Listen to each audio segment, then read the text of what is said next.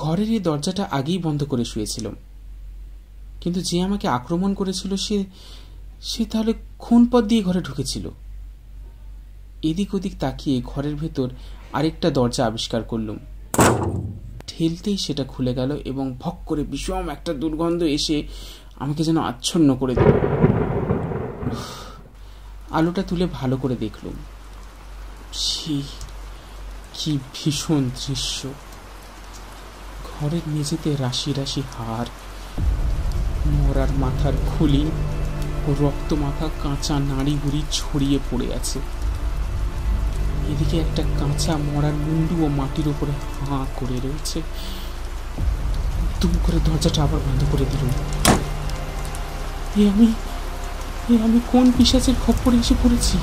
নমস্কার। গল্প শুরু হওয়ার আগে একটি বিশেষ কথা।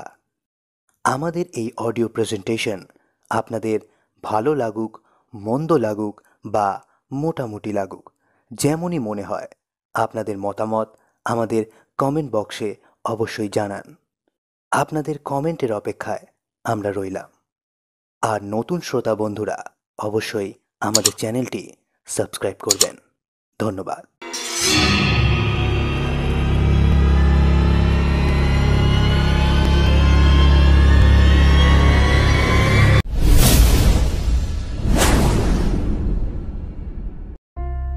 শুনছেন নিশাচরি কথা।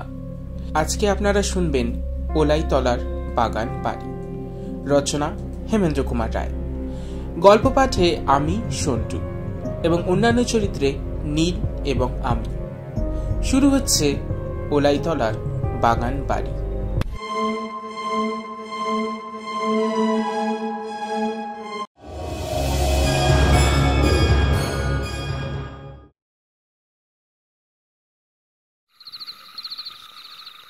স্টেশন মাস্টার তার লণ্ঠনটা আমার মুখের সামনে তুলে ধরলেন। তারপর থেমে থেমে বললেন, ওলাইতলার বাগান বাড়ি? আপনিও ওলাইতলার বাগান বাড়িতে যাচ্ছেন? কিন্তু কেন? মামুদপুরের জমিদার কৃতাঙ্ক চৌধুরী, উনি বিজ্ঞাপন দিয়েছেন, তার একজন ম্যানেজার দরকার। 300 টাকা মাইনে, কেমন তাই নয় কি? হ্যাঁ। তারাও ওই একই কথাই বলেছিল। কারা? আপনার আগে যারা ম্যানেজারি করতে এসেছিল। গেল 8 সপ্তাহে 8 জন লোক এই স্টেশনে নেমে ওলাইতলার বাগান বাড়িতে গেছে, কিন্তু তারা কেউ আর এই পথ দিয়ে ফেরেনি। বুঝলেন মশাই, তারা কেউ আর ফেরেনি। তার মানে টানে জানি নে। প্রত্যেকেই এসেছে আপনার মতো ঠিক শনিবারই, আর ঠিক সন্ধ্যে 6টার গাড়িতে। আশ্চর্য কথা, 8 সপ্তাহে 8 জন! জমিদার কৃতান্ত চৌধুরীর কত ম্যানেজার দরকার? আমার মনটা কেমন ছাত করে উঠল। শুধালুম, আচ্ছা, এই জমিদার বাবুকে আপনি চেনেন? তবে তার নাম শুনেছি। অল্পদিন হলো এখানে এসে ওই পুরো বাগান বাড়িখানাতে তিনি বাস করছেন। তার সম্বন্ধে নানা কানাঘুষো শুনছি। আজ পর্যন্ত গাঁয়ের কেউ তাকে দেখেনি। দিনের বেলায় ওই বাগান বাড়িখানা পুরো বাড়ির মতো পড়ে থাকে, কেবল রাত্রেই তার ঘরে ঘরে আলো জ্বলে। লোকজনকেও দেখা যায় না। ওই বাড়ির সবই অদ্ভুত। আজ অমাবস্যা, আকাশে চাঁদ উঠবে না, তার উপরে মেঘের পর মেঘ জমে আছে। ঠান্ডা হাওয়া পেয়ে বুঝলুম বৃষ্টি আসতে আর দেরি নেই। সঙ্গে আমার শখের বুলডগ রোবার ছিল। ওলাইতলার বাগান বাড়ির দিকে অগ্রসর হবার উপক্রম করলুম। স্টেশন মাস্টারের কথায় কান পাতবার দরকার নেই। লোকটার মাথায় বোধহয় ছিট আছে, নইলে এমন সব আজগুবি কথা কেউ বলে? স্টেশন মাস্টার ডেকে বললেন, মশাই তাহলে নিতান্তই যাবেন? সেই রকমই তো মনে করছি। তাহলে পথঘাট একটু দেখে শুনে যাবেন। ওলাইতলার বাগান বাড়ির ঠিক আগেই একটা গোরস্থান আছে।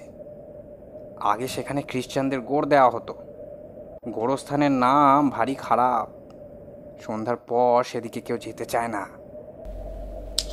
আমি আর থাকতে পারলুম না। বললুম, মশাই মিথ্যে আমাকে ভয় দেখাচ্ছেন। বলুন, আমি কাপুরুষ নই। দরকার হলে ওই গোরস্থানে শুয়েই রাত কাটাতে পারি। অত্যন্ত দয়ার পাত্রের দিকে লোকে যেভাবে তাকায় সেইভাবে আমার দিকে তাকিয়ে স্টেশন মাস্টার একটুখানি ম্লান হাসি হাসলেন, কিন্তু মুখে আর কিছু বললেন না। দামোদর নদীর ধারে ওলাইতলার সেই প্রকাণ্ড বাড়ি ও প্রকাণ্ড বাগান। মাইলখানেক পথ চলার পর যখন তার ফটকের সম্মুখে গিয়ে দাঁড়ালুম, তখন ফোঁটা ফোঁটা বৃষ্টি পড়ছে। দেউরিতে দারোয়ানের কোনো সাড়া না পেয়ে ফটক ঠেলে ভেতরে গিয়ে ঢুকলুম।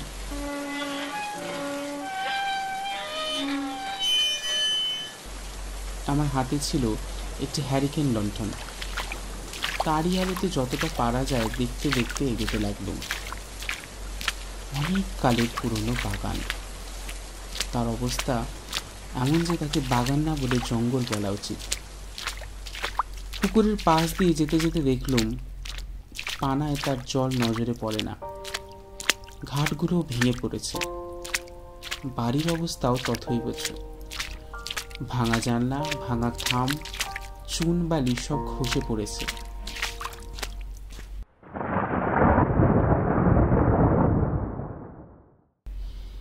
যে জমিদার 300 টাকা মাইনে দিয়ে ম্যানেজার রাখবেন, এইখানে তার বাস?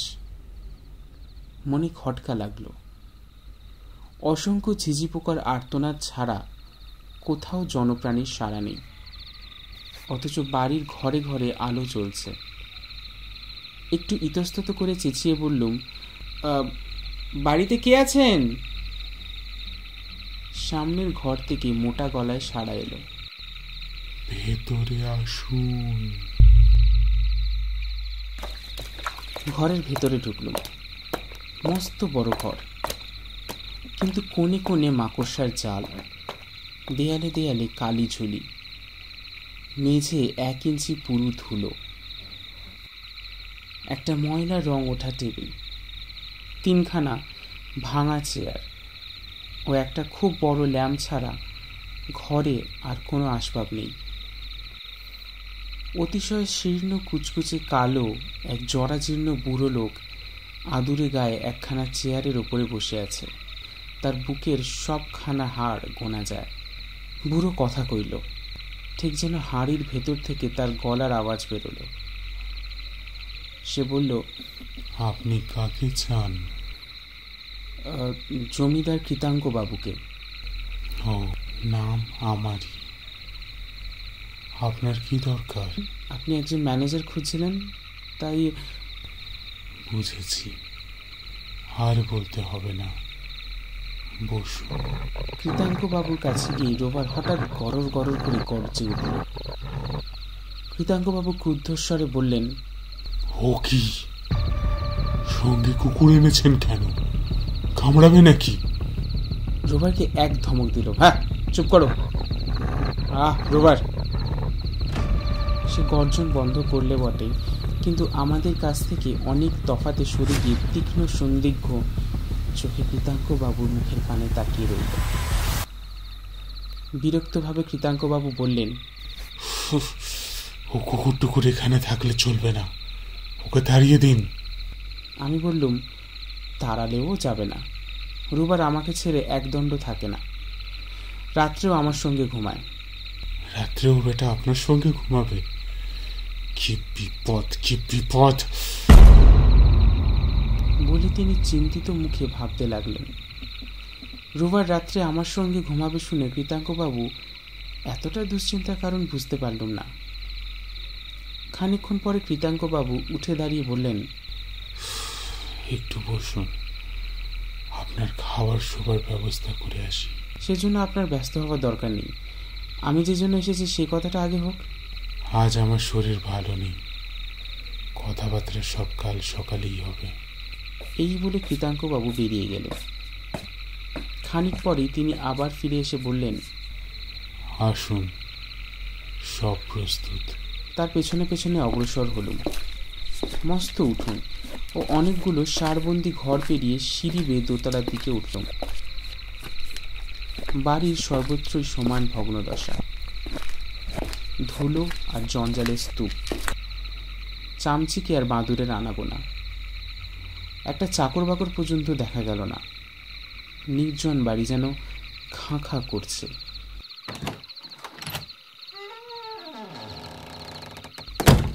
একটা ছোট ঘরে গিয়ে ঢুকলুম, যে ঘরখানা খুব বেশি নোংরা নয়। একপাশে ছোট একখানা চৌকি, তার উপরে বিছানা পাতা, তার একপাশে থালায় খাবার সাজানো রয়েছে।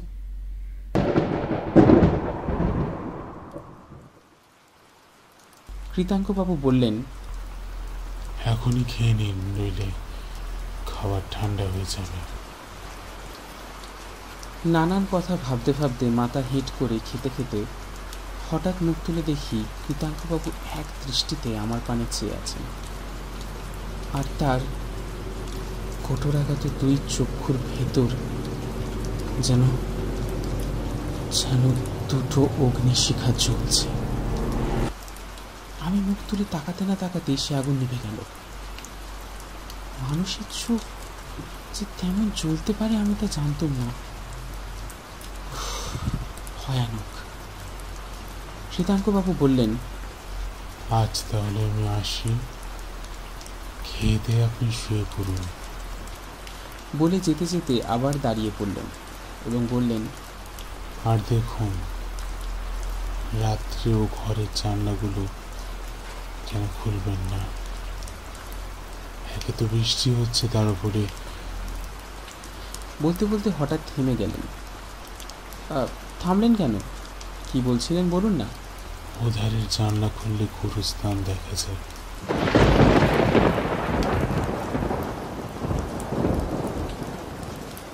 তা দেখা গেলেই বা? সেখানে হয়তো এমন কিছু দেখতে বা এমন সব গন্ডগোল শুনতে পাবেন, রাত্রে মানুষ যা দেখতে কি শুনতে চায় না। আমি তাচ্ছিল্যের হাসি হাসলুম। কৃতাঙ্কবাবু বললেন, হ্যাঁ, আরেক কথা, আপনার বৃষ্টি বুলডগটাকে বেঁধে রাখবেন। কুকুর অপবিত্র জীব, রাত্রে ও যে বিছানায় কি উঠবে এটা আমি পছন্দ করি না, বুঝলেন? আচ্ছা। কৃতাঙ্কবাবু বেরিয়ে গেলেন, কিন্তু তার শেষ ইচ্ছা আমি পূর্ণ করিনি। রাত্রে রোভার বিছানার ওপর আমার সঙ্গেই শুয়েছিল।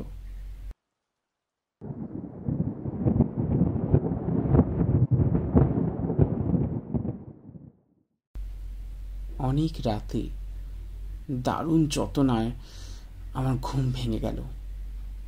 কি আমার গলা টিপে ধরেছে। দুখানা লোহার মতো শক্ত হাত আমার গলার উপরে ক্রমে বেশি জোর করে চেপে বসতে লাগলো। প্রাণ তখন যায় যায়। আচম্বিতে আমার গলার উপর থেকে সেই মারাত্মক হাতের বাঁধন আলগা হয়ে খুলে গেল।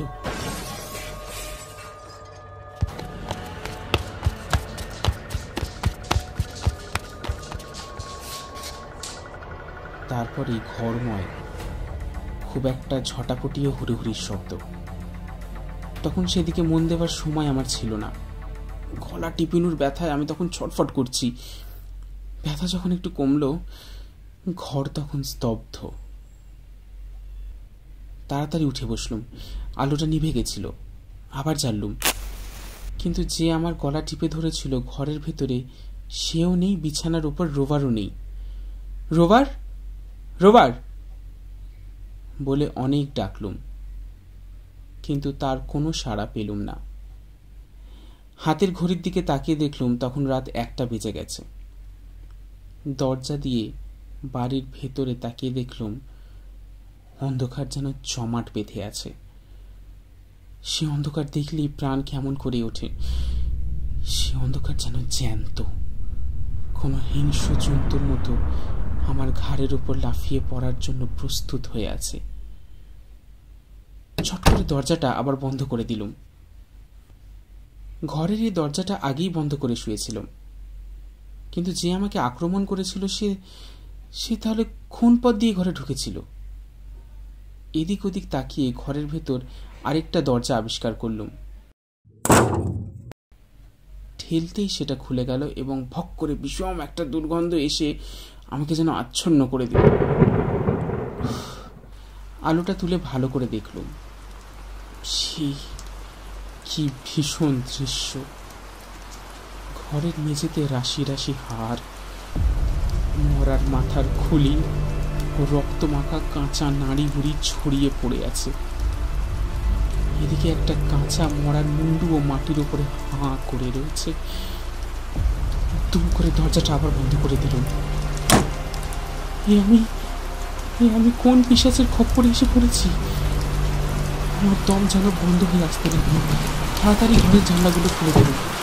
বাইরে আকাশ ভরা অন্ধকারকে ভিজিয়ে হুড় হুড় করে তখন বৃষ্টি পড়ছে, আর চকচক করে বিদ্যুৎ চমকাচ্ছে, আর বো বো করে ঝোড়ো হাওয়া ছুটছে।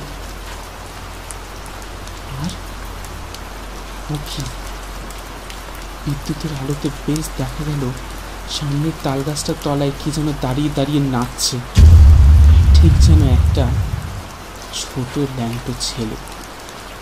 সে লাফিয়ে লাফিয়ে নাচছে আর গান গাইছে। গান হঠাৎ থেমে গেল, আবার বিদ্যুৎ চমকালো, কিন্তু ছোড়াটাকে আর তালতলায় দেখতে পেলুম না। এ কে? গায়ের কোনো খড়হারা পাগল ছেলে নয় তো? তাই হবে, কিন্তু সে বিয়ারা গান থামলে কি হয়? চারিদিককার সেই আধার সমুদ্র মোহিত করে আরও একরকম আওয়াজও যে ঝোড়ো হাওয়ার কোলাপের সঙ্গে ভেসে আসছে। কখনো মনে হয় একদল আতুরের শিশু ট্যাঁ ট্যাঁ করে কাঁদছে, কখনো শুনি আড়াল থেকে কে খিলখিল করে হাসছে। মাঝে মাঝে কে যেন ঝম ঝম করে মল বাজিয়ে যাচ্ছে আর আসছে। থেকে থেকে এক একটা আলিয়ার আনাগোনা করছে।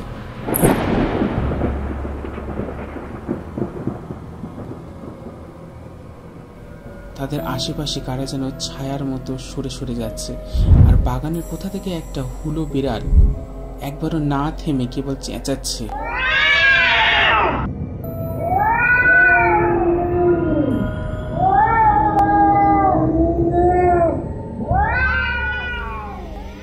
আজকে এখানে রাজ্যের ভূতপ্রেত দৈত্যদানা এসে জড়ো হয়েছে নাকি? না, ভয় আমার মাথা খারাপ হয়ে গেছে। যা দেখছি, যা শুনছি, সমস্তই অলিক কল্পনা আমার।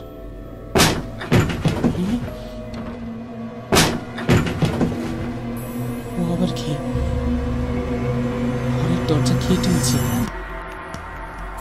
আমার মাথার চুলগুলো খাড়া হয়ে উঠল। জানি না দরজার ওপাশে দাঁড়িয়ে কোন বিকট বিভৎস মূর্তি আমার জন্য অপেক্ষা করছে। আবার কে দরজা ঠেলল? আমার সমস্ত দেহ যেন পাথর হয়ে গেল। তারপর আবার দরজার উপরে ঘন ঘন ঠেলা, সঙ্গে সঙ্গে ঘেউ ঘেউ করে কুকুরের ডাক। রক্ষে ভাই, এই যে আমার রোভারের ডাক। ছুটে গিয়ে দরজা খুলে দিতেই রোভার এসে এক লাফে আমার বুকের উপর ঝাঁপিয়ে পড়ল। এই নির্বান্ধব ভুতুরে পুরীতে রোভারকে পেয়ে মনে হলো তার চেয়ে বড় আত্মীয় এই পৃথিবীতে আমার আর কেউ নেই। হঠাৎ রোভারের মুখের দিকে আমার চোখ পড়ল।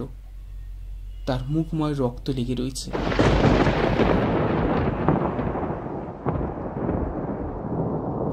অবাক হয়ে ভাবছি, এমন সময় বাইরের বাগান থেকে অনেক লোকের গলা পেলুম। জানলার ধারে গিয়ে দেখি ৬-৭টা লণ্ঠন নিয়ে ১৪-১৫ জন লোক বাড়ির দিকে আসছে। তাদের পোশাক দেখে বুঝলুম তারা সবাই পুলিশের লোক, এবং তাদের ভিতরে সেই স্টেশন মাস্টারকেও দেখতে পেলুম। তখন আর বুঝতে বিলম্ব হলো না যে থানায় খবর দিয়েছেন তিনি। মনে মনে তাকে ধন্যবাদ দিয়ে লণ্ঠনটা নিয়ে আমিও ঘর থেকে বেরিয়ে পড়লুম। পুলিশের লোকেরা সিঁড়ির তলাতে ভিড় করে দাঁড়িয়ে উত্তেজিত স্বরে গোলমাল করছিল।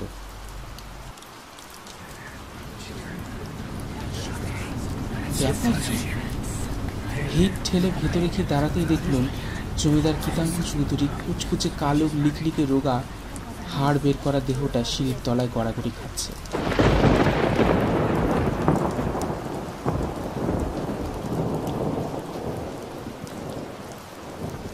তার চোখ দুটো কপালে উঠেছে, এবং সেই চোখ দেখলেই বোঝা যায় কৃতাঙ্কবাবু আর ইহলোকে বর্তমান নেই, এবং কৃতাঙ্কবাবুর গলদেশে মস্ত একটা গর্ত। তার ভেতর থেকে তখনও রক্ত ঝরে পড়ছে। এতক্ষণে বুঝলুম রোবারের মুখে রক্ত লেগেছে কেন। তাহলে এই কৃতাঙ্ক চৌধুরী আমাকে আক্রমণ করতে গিয়েছিল। তারপর রোভার তার টুটি কামড়ে ধরে এ যাত্রার মতো তার সব লীলা খেলা শেষ করে দিয়েছে। স্টেশন মাস্টার দুই চক্ষু বিস্ফারিত করে বললেন, কিন্তু এ কি অসম্ভব কাণ্ড। ইন্সপেক্টর বললেন, আপনি কি বলছেন? স্টেশন মাস্টার কৃতাঙ্ক বাবুর মৃতদেহের উপর ঝুঁকে পড়ে ভালো করে তার মুখখানা দেখে বললেন, না, কোনো সন্দেহই নেই, এ হচ্ছে এ গাঁয়ের ভুবন বসুর লাশ। ঠিক 2.5 মাস আগে ভুবন বসু কলেরায় মারা পড়েছে, কিন্তু তার দেহ দাহ করা হয়নি, কারণ তার লাশ চুরি গিয়েছিল। শুনছিলেন ওলাইতলার বাগান বাড়ি, রচনা হেমেন্দ্র কুমার রায়, গল্প পাঠে আমি সন্টু এবং অন্যান্য চরিত্রে নীল এবং আমি। আপনাদের এই পর্বটি কেমন লাগলো অবশ্যই আমাদের কমেন্ট বক্সে লিখে জানাবেন। আর ভিডিওটি ভালো লাগলে লাইক করবেন, শেয়ার করবেন এবং চ্যানেলটি সাবস্ক্রাইব করবেন। আপনারা চাইলে আমাদের ফেসবুক এবং ইনস্টাগ্রামে ফলো করতে পারেন, তার লিঙ্ক ডেসক্রিপশন বক্সে পেয়ে যাবেন। আমরা ফিরে আসব আগামী পর্বে আরও একটি নতুন গল্প নিয়ে। ততক্ষণ শুনতে থাকুন নিশা জুড়ি কথা।